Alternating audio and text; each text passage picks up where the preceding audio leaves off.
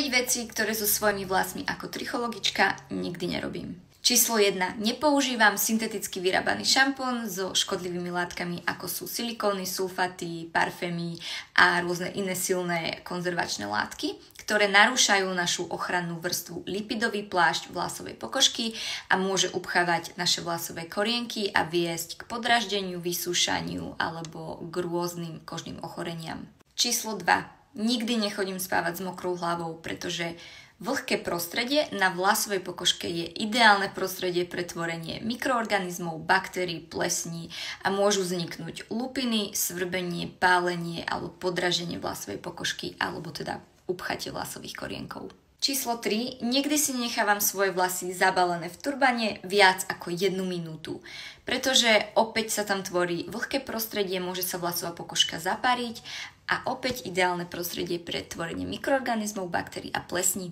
Číslo 4. Nikdy si nešamponujem svoje dĺžky vlasov, pretože šampón je primárne určený na našu vlasovú pokožku, aby ju jemne a šetrne prečistil a vyživil.